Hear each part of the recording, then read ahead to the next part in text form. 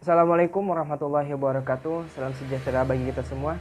Salam pemuda Indonesia. Perkenalkan, nama saya Fauzan Ansari, mahasiswa Pendidikan Sosiologi 2019, Universitas Pendidikan Indonesia. Video ini dibuat untuk memenuhi jawaban ujian tengah semester mata kuliah Pendidikan Pancasila, Universitas Pendidikan Indonesia.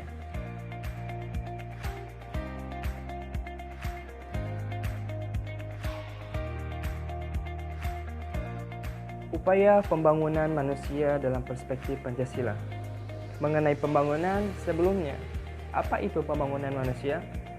Pembangunan manusia menurut UNDP atau United Nations Development Program merupakan proses perluasan pilihan bagi penduduk dengan tujuan untuk menciptakan lingkungan yang memungkinkan rakyat untuk menikmati umur panjang, sehat, dan menjalankan aktivitas yang produktif.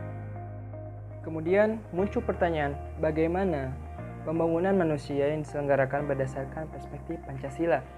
Pancasila memiliki 5 butir yang di dalamnya terdapat nilai-nilai yang menjadi sumber dari segala sumber hukum untuk segala penyelenggaraan negara, termasuk dalam pembangunan manusia. Pembangunan manusia yang diselenggarakan berdasarkan perspektif Pancasila sebenarnya bisa membawa kepada tujuan yang ingin dicapai dari program ataupun rencana pemerintah. Pembangunan manusia dalam perspektif sila pertama, yaitu ketuhanan yang Maha Esa, dapat dimaknai bahwa setiap warga negara yang menjadi sasaran dalam pembangunan manusia harus dibekali dengan keimanan dan kepercayaan sebagai makhluk Tuhan agar bisa saling menghargai dan menjalankan kehidupan dengan rukun walaupun di tengah perbedaan agama.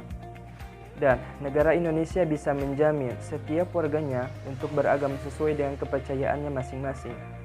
Pembangunan Indonesia dibekali dengan nilai ketuhanan akan menciptakan manusia yang lebih berkualitas, yang membentuk moral dan budi pekerti yang baik.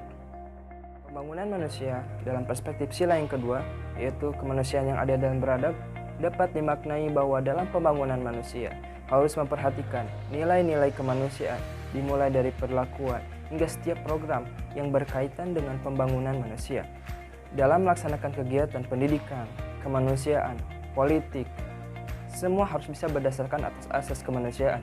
Semua memperoleh secara adil tanpa adanya diskriminasi, mendapat perlakuan yang baik untuk menjunjung tinggi kedudukan manusia sebagai makhluk yang beradab, makhluk Tuhan, sehingga sumber daya manusia dapat berkembang secara merata dan seimbang. Kemudian pembangunan manusia dalam perspektif sila yang ketiga, yaitu Persatuan Indonesia, dapat dimaknai bahwa dalam penyelenggaraan pembangunan manusia, khususnya di Indonesia, harus dilaksanakan dengan kerjasama dan saling membantu demi tercapainya pembangunan yang sesuai dengan tujuan dan tercapainya sumber daya manusia yang berkualitas. Semua elemen, masyarakat maupun pemerintah harus sadar akan peran dan tugasnya masing-masing demi berhasilnya pembangunan manusia di Indonesia. Kemudian, pembangunan manusia dalam perspektif sila yang keempat adalah bahwa dalam pembangunan manusia harus mengedepankan asas demokrasi. Setiap keputusan yang sudah ditetapkan untuk berjalannya pembangunan harus diterima dengan iktikad yang baik dan dijalankan dengan rasa penuh tanggung jawab.